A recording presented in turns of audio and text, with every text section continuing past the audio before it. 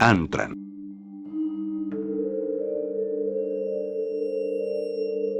La foto que estás mirando fue tomada en algún momento de los años 70.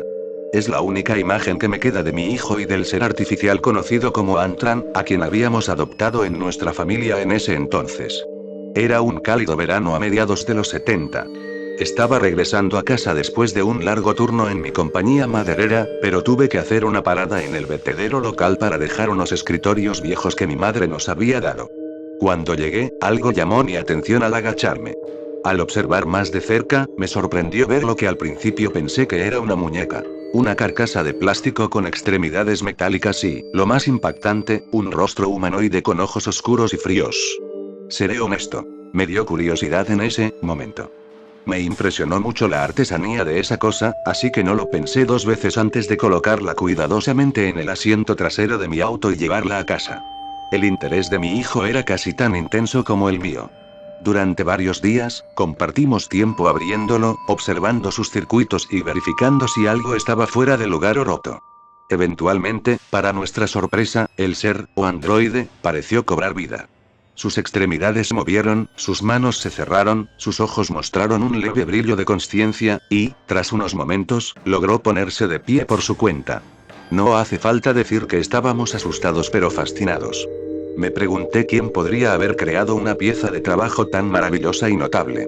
No fue sino hasta unas semanas después que me di cuenta de que esto no era un juguete ni una muñeca. Mostraba increíbles signos de inteligencia y capacidad de pensar.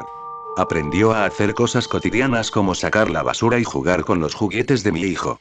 Incluso tenía uno favorito. Un pequeño auto rojo que conducía por los mostradores de la cocina. Aprendió a imitar nuestras costumbres. Intentaba comer con un tenedor, aunque no tenía sistema digestivo, y movía la boca, aunque no podía hablar. Sabía que esto era algo más. Quizás un equipo militar avanzado o un proyecto privado. Sabía que debería haberlo entregado, pero al ver a mi hijo jugar tan felizmente con él, con el rostro iluminado, no pude hacerlo. Siempre había sido tan solitario, y esa cosa era uno de sus únicos amigos. ¿Qué clase de padre sería si le negara su derecho a ser feliz? No podía hacer daño permitirle quedarse con él un tiempo. Lo llamamos Antran, que era la palabra escrita en mayúsculas en letras pequeñas en su espalda. Unos meses pasaron rápidamente, y la vida familiar parecía mejorar. Era uno de nosotros. Las calificaciones de mi hijo mejoraron, su estado de ánimo mejoró, todo estaba mejorando. Hasta una noche de julio. Estaba sentado en mi sillón con una cerveza viendo televisión. Mi hijo y Antran estaban arrodillados en la alfombra, jugando a pelear como lo hacen los niños. De repente, mi atención fue atraída por un fuerte jadeo. Miré hacia abajo y vi a mi hijo sujetándose el brazo. ¿Qué pasa, Adam? Pregunté. Se subió la manga. En su piel había una gran marca roja cubriendo su antebrazo. Antran me pellizcó, respondió con voz temblorosa. La marca era realmente roja. Pronto se convertiría en un bulto morado e hinchado. Mis instintos paternales tomaron el control y, como un padre reprendiendo a un niño travieso, le grité al androide. Su rostro frío y metálico, por un momento, pareció mostrar verdadera tristeza y pesar, como si estuviera disculpándose por no conocer su propia fuerza. Entonces, sus labios se movieron. Si estaba tratando de decir lo siento a través del lenguaje o simplemente copiando lo que yo hacía, nunca lo sabré. Más tarde esa noche, me disculpé por gritarle, le dije que todo estaba bien y no le di más importancia. Unas semanas después, mi hijo entró a mi habitación. Debía ser temprano en la mañana. Mi sueño fue interrumpido por el leve chirrido de la puerta de mi dormitorio. Papá. Susurró. Sí, hijo. Respondí. Sigue mirándome. ¿Qué? ¿Qué cosa? Le pregunté, con los ojos aún somnolientos. Antran. Sigue mirándome, al final de mi cama. Su voz temblaba, llena de miedo. Pude notar que algo no estaba bien. Lo vi frotarse el otro brazo y de inmediato lo llamé para que se acercara. Al subirle la manga, mi corazón se hundió. Había más moretones. Debían ser 4 o 5, recorriendo sus pequeños brazos. Quítate la camisa, Adam, le pedí, tratando de mantener la calma, aunque podía sentir un cóctel de emociones subiendo dentro de mí. Pánico, miedo, ira. Se la quitó, y al pasar la cintura sobre su pequeña cabeza, mi corazón se hundió aún más y mis ojos se llenaron de lágrimas. Ante mí, estaba mi hijo, su pequeño cuerpo cubierto de moretones de diferentes tamaños y tonos de marrones y morados. Inmediatamente me levanté y corrí a la habitación de Adam. Nada. Grité con todas mis fuerzas por el ser, buscando debajo de la cama y mirando por la ventana cerrada del dormitorio. De repente, hubo un fuerte golpe desde arriba, seguido de pasos firmes. Está en el ático, susurré, con los ojos fijos en el techo. Mientras caminaba por el pasillo, noté que las paredes a ambos lados estaban cubiertas de arañazos, que llegaban hasta la cuerda ahora balanceándose que conducía a la pequeña puerta del ático. Lentamente, la abrí, diciéndole a mi hijo asustado que se quedara donde estaba. La escalera cayó, y subí. Tomando la linterna que dejamos al lado de la abertura, la encendí, solo para encontrar la pequeña ventana rota. Había escapado. Inmediatamente consideré llamar a la policía, pero ¿quién iba a creerme? Un ser metálico y sensible lastimando a mi hijo. Verían los moretones y me encerrarían por abuso. No tenía otra opción más que guardar silencio. Semanas, luego meses pasaron. Cada vez que salíamos, notábamos señales cada vez más evidentes de la presencia de Antran. Los arañazos familiares en los ladrillos de mi casa. También, las plantas habían sido movidas, con parches de tierra que llevaban hasta las ventanas. Temía por mi hijo. No lo dejaba fuera de mi vista cuando lo llevaba y recogía de la escuela. ¿Qué había causado esta repentina hostilidad hacia nosotros? ¿Habíamos hecho algo mal? ¿Fue mi grito? Me encontraba hablando en voz alta por las noches, disculpándome con las paredes, con una habitación vacía, con la esperanza de que Antran escuchara y detuviera el acecho interminable de mi hogar. Pero mis intentos fueron en vano, y si hubiera sabido lo que iba a suceder, no habría dormido esa noche. Mi descanso fue interrumpido de nuevo, esta vez por un grito desgarrador. Abrí los ojos de inmediato y, como un instinto natural, corrí a la habitación de mi hijo. Era demasiado tarde. La habitación estaba completamente desordenada. Todo estaba en el suelo. Los muebles volcados, las sábanas rotas, y la ventana hecha pedazos.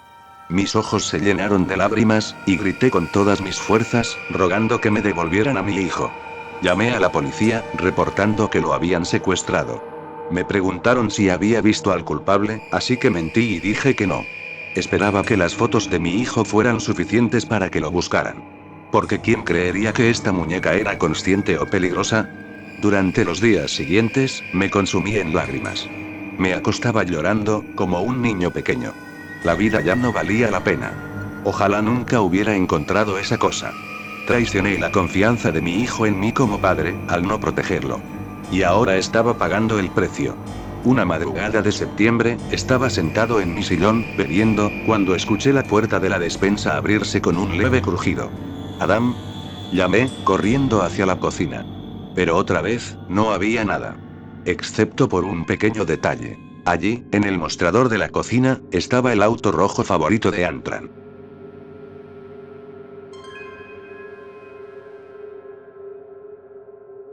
El verano en que mi hermano y yo intentamos cazar fantasmas. ¿Conoces esos programas de cazafantasmas que solían ser populares? Esos en los que un equipo de personas instalaba equipo sofisticado en una prisión abandonada o en un manicomio. Los episodios normalmente mostraban al equipo en visión nocturna verde, acurrucándose ante ruidos o captando voces en sus dispositivos EVP.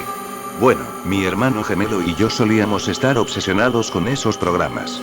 Nos asegurábamos de grabar cada episodio en nuestro DVR y los veíamos mientras escondíamos los ojos entre nuestros dedos. Siempre solíamos debatir si el programa era real. Yo siempre era el escéptico, pero mi hermano Nate siempre creía en los aspectos sobrenaturales del programa. Siempre seguíamos nuestra obsesión fantasmal con YouTube. En aquellos primeros días de YouTube, la mayoría del contenido, si es que se le podía llamar así, no era de alguien que te empujaba a mirar sus patrocinadores. YouTube en ese entonces era principalmente gente grabándose con una cámara de vídeo, haciendo una edición rápida en Windows Movie Maker y subiendo el vídeo.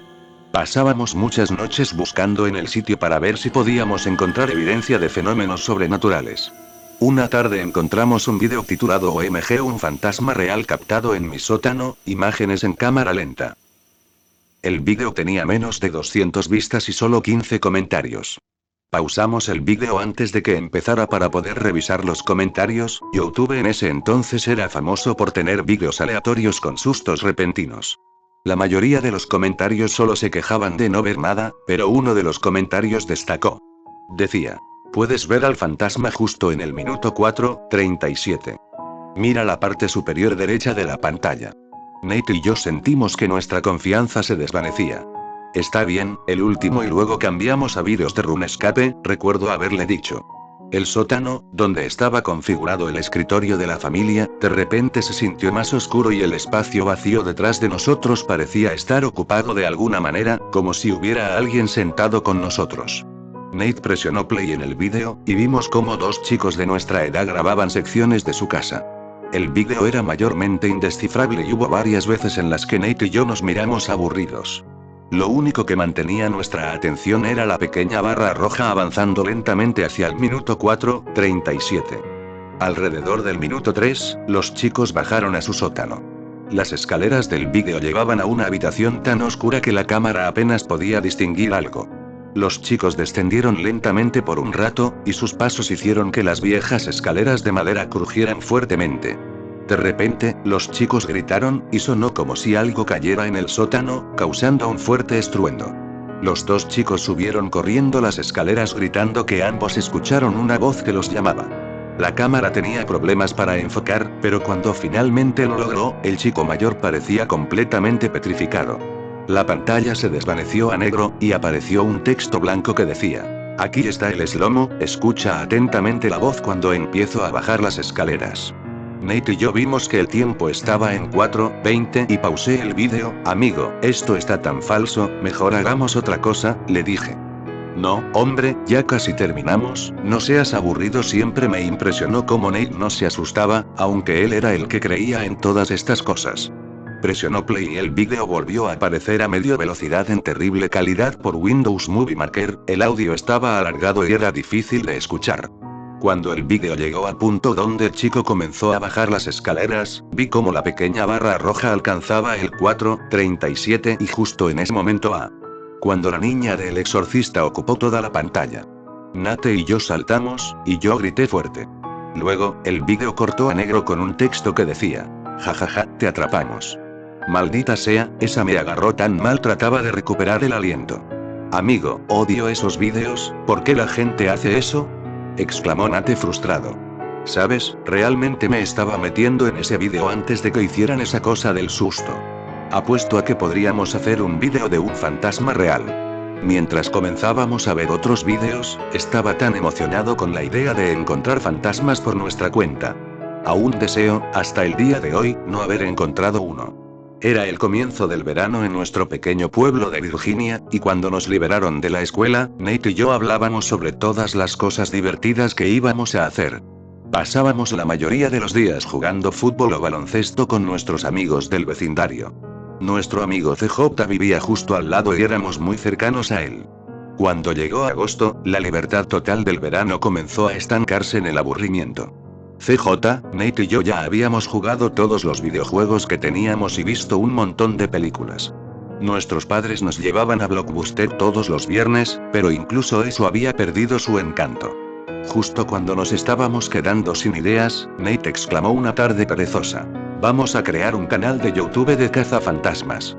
CJ y yo debimos haber parecido poco convencidos porque él siguió diciendo: vamos, tal vez parezca un poco tonto, pero piénsenlo, sería algo para hacer, y hasta tenemos un lugar fácil para empezar con la vieja casa Neumann.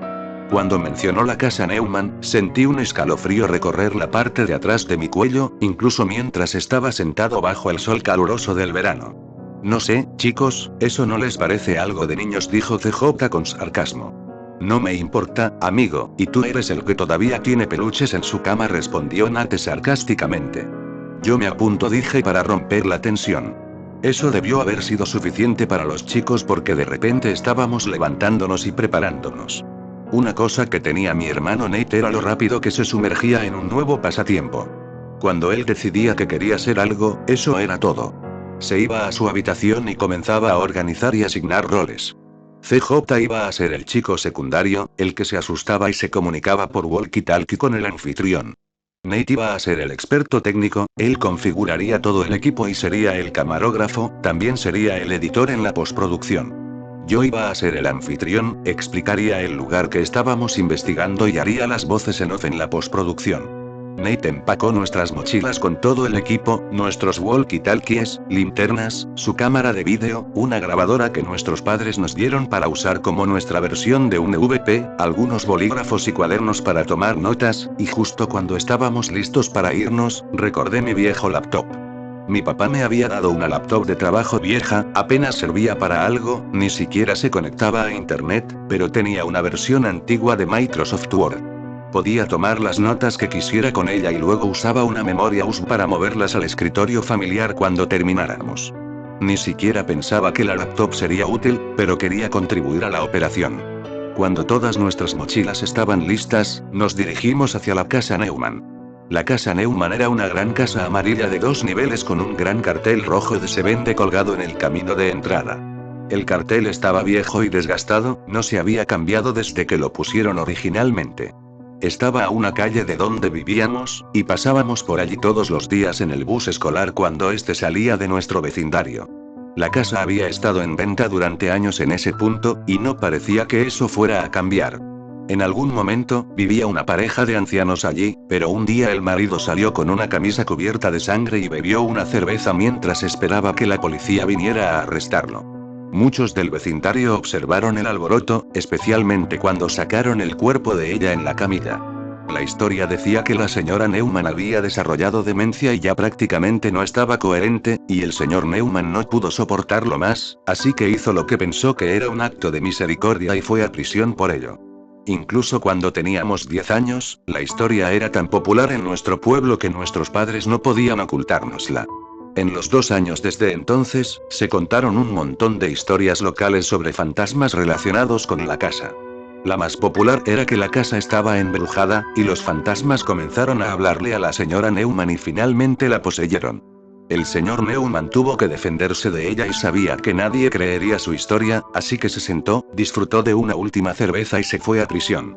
Todos nuestros padres nos regañaban cada vez que nos oían hablar de esa versión ficticia de la historia, porque decían que lo que realmente sucedió fue una tragedia. Era media tarde cuando fuimos a la casa Neumann, el sol estaba bajo pero aún caliente. Siempre hacía tanta humedad, y el aire parecía volverse aún más denso a medida que el sol comenzaba a descender. Practicamos un guión para la apertura de nuestro programa mientras caminábamos hacia la casa, e incluso le habíamos dado un nombre a nuestro programa, seríamos los Hound Hunters. Pensábamos que el nombre era increíble y creíamos que la fama en YouTube estaba a solo días de distancia. La gran casa amarilla se alzaba sobre la calle, y su vacío era ruidoso. Las ventanas aún tenían cortinas y siempre sentías que atrapabas a alguien cerrándolas rápidamente al verte.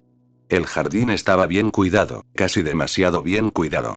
Recordé el día en que sacaron a la señora Neumann de esa casa, y pensé lo extraño que era que la casa realmente no hubiera cambiado en absoluto desde entonces. Las casas a ambos lados estaban llenas de vida, pero la casa Neumann parecía vivir en un vacío.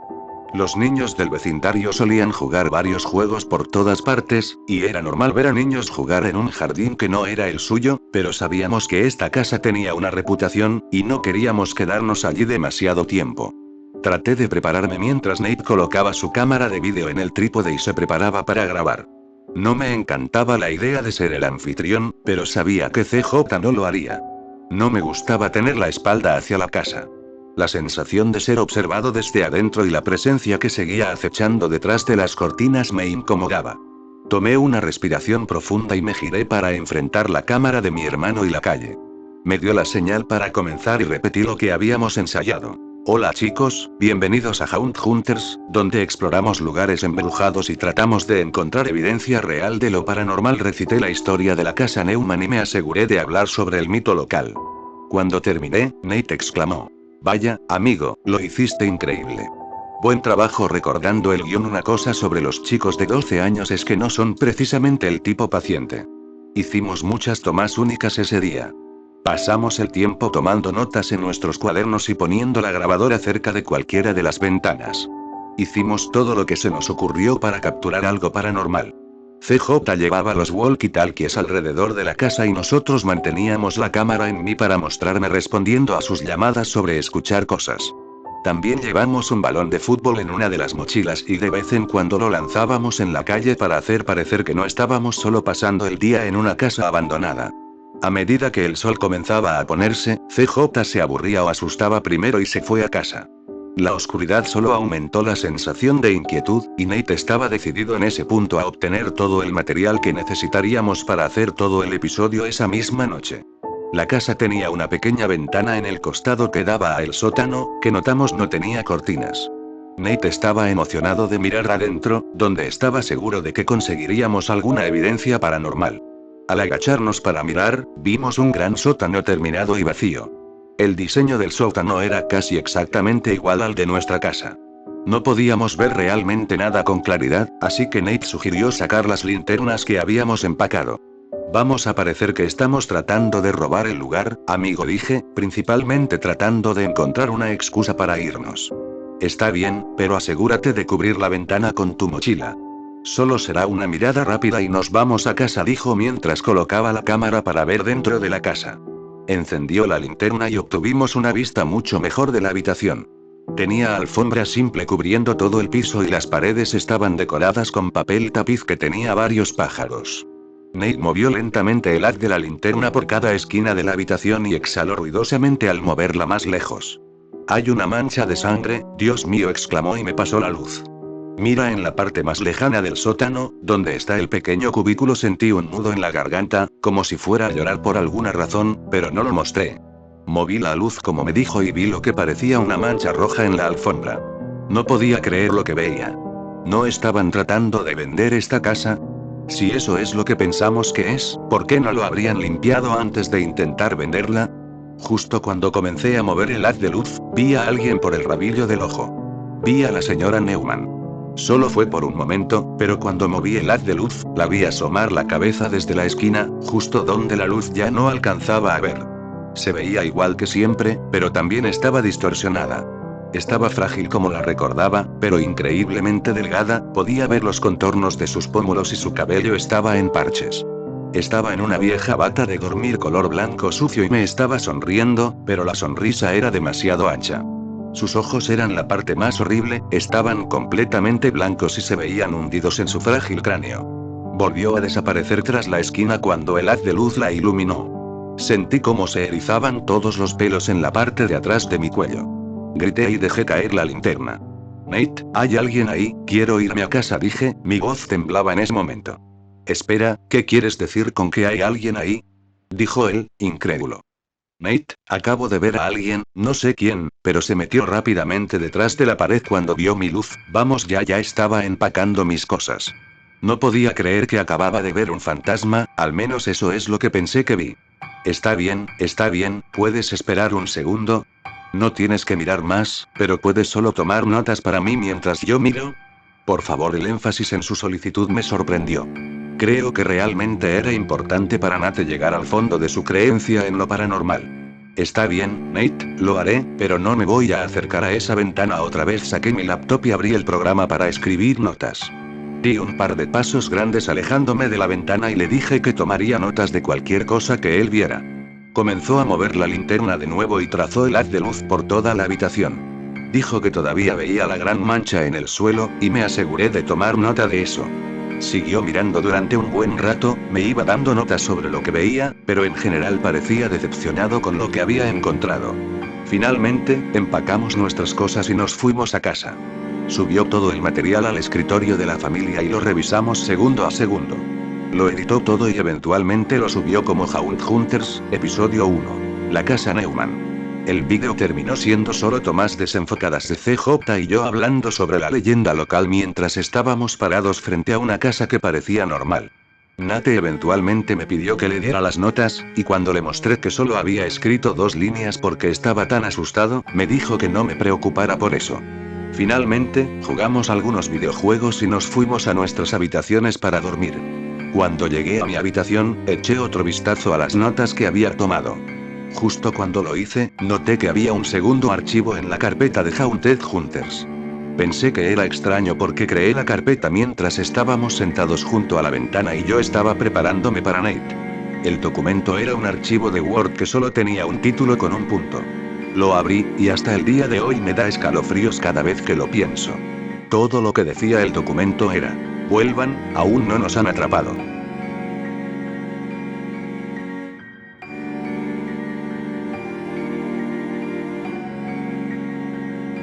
La elección de la muerte. Intenté muy duro sacar a mi hijo de mi barrio. Cuando nació, hice todas las promesas que estoy seguro que mi viejo me hizo cuando era joven. No vas a vivir así.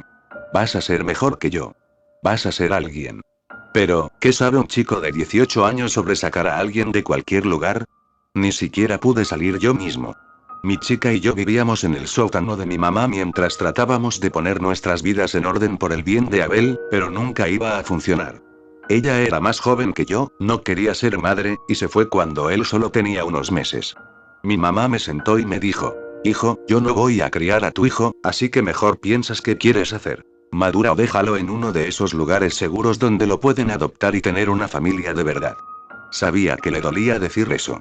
Mamá amaba a Abel incluso más que a mí, creo, y lo último que quería era perder a su nieto, pero él era mi hijo. Mi responsabilidad. Abandoné mi último año de escuela y empecé a trabajar en varios trabajos de medio tiempo. Era el verdadero sueño americano. Semanas de trabajo de 50 a 60 horas y aún así no podía llegar a fin de mes. La única razón por la que seguí adelante fue por mi pequeño. El mundo parecía empeorar a nuestro alrededor, pero seguí luchando. No salía con mis viejos amigos, no me involucraba en las cosas que solía hacer, solo miraba hacia adelante y trabajaba duro. Las cosas empezaron a mejorar cuando conocí a Shaila en uno de mis trabajos de conserje. Ella también tenía un hijo de la edad de Abel y quería salir del barrio tanto como yo. Nos juntamos, empezamos a establecer metas y a ahorrar dinero, y pensamos que realmente lo lograríamos. Lo más cerca que estuvimos fue cuando Abel tenía unos 8 años. Nos habíamos casado un par de años antes y finalmente podíamos pagar un lugar propio a unas cuadras de la casa de mi mamá. Todavía estaba en el mismo barrio, pero más cerca de la salida. Shaila consiguió un buen trabajo como secretaria en un bufete de abogados y yo cavaba zanjas para la ciudad. Finalmente estábamos logrando salir adelante con algo de dinero guardado para el futuro. Casi podíamos ver una salida.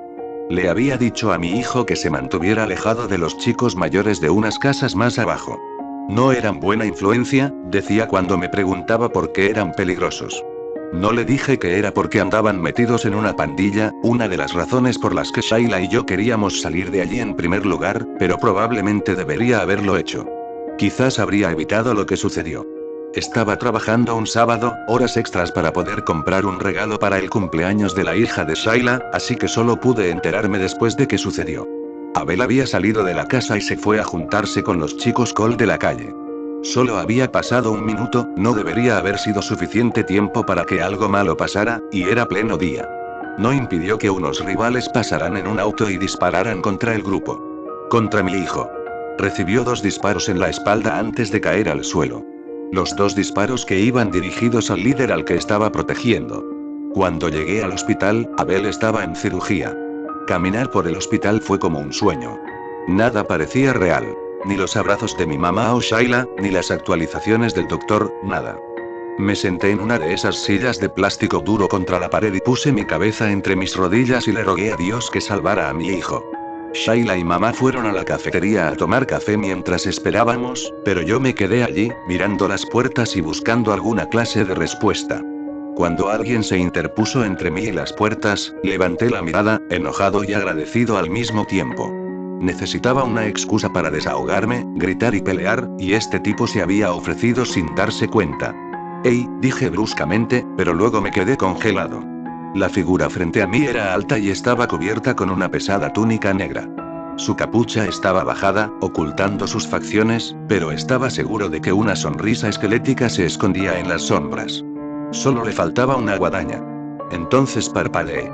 Las túnicas se volvieron brillantes, de color azul y rojo, y flores se enredaban alrededor de la figura esquelética. Cuentas estaban colgadas alrededor del cráneo y su alto tocado. Otro parpadeo. Ahora era un hombre chino con una larga barba negra y túnicas oficiales y un gorro. Cada vez que parpadeaba, la figura cambiaba. Un niño indio, una anciana desaliñada con el cabello salvaje, un gran perro negro. No había visto a la mayoría de ellos, pero sabía cómo se llamaban. Santa Muerte, Reirian, un Yamaduta, Bansee, Blackshook, diferentes nombres para el mismo ser. Muerte. No sé si estaba negando lo que estaba viendo o tratando de alejar a la criatura frente a mí. Oh Dios, por favor, no. Se giró hacia mí, con 100 rostros en una sola forma. Intentar enfocarme en cualquiera de ellos hacía que mi cerebro se disparara. No era real, pero al mismo tiempo, era lo único que era real. Me estaba volviendo loco de dolor, esa era la única explicación, pero no me importaba. Si había alguna posibilidad de salvar a Abel, lo intentaría. No, mi niño, supliqué, milagrosamente solo en el pasillo mientras hablaba con algo que probablemente ni siquiera estaba allí. Cualquiera, pero no Abel. Continuó mirando. Por favor, lentamente, levantó una mano, primero huesuda, luego de piel oscura, luego vieja, joven, una pata, y tocó mi frente. Ya no era yo. Era otra persona, alguien enojado, lleno de odio, había una pistola en mi mano. Se sentía pesada y familiar. Era valiente, estaba lleno de sangre caliente, estaba buscando venganza. Era Abel. Mayor, ya no un niño inocente, flashes de una vida giraban frente a mí. Alcohol, drogas, amor y lealtad comprados con sangre.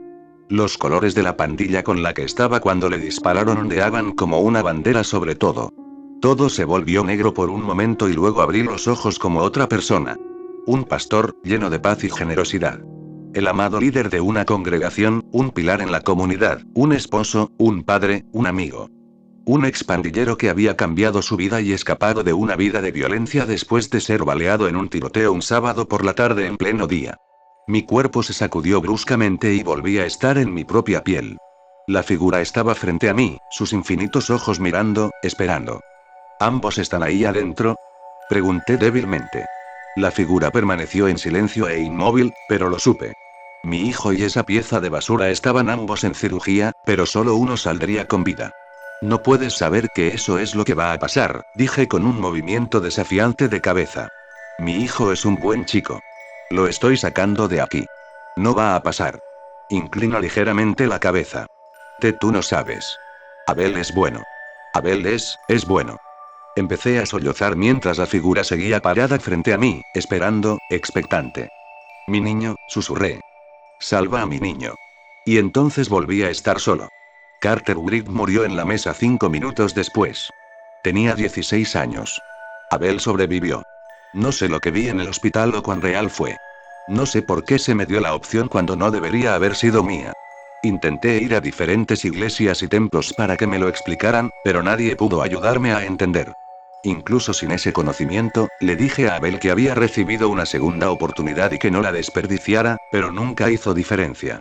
Primero perdió su inocencia por la fuerza y luego voluntariamente renunció al resto de sí mismo. Quería venganza, sabía a quién acudir para que sucediera, y la iba a conseguir, le gustara o no. Tuve que echarlo cuando cumplió 18 años, después de que sacó un arma contra Shayla en nuestra casa. A pesar de mis mejores esfuerzos, todo el amor que le dimos, todos los intentos que hicimos para cambiar las cosas, para mudarnos, para separarlo de lo que siempre estaba fuera de nuestra puerta, él nunca volvió a ser mi pequeño. Se había convertido en todo lo que me habían advertido. Y ahora, casi 15 años después, no pasa un día sin que lamente la elección que hice en presencia de la muerte.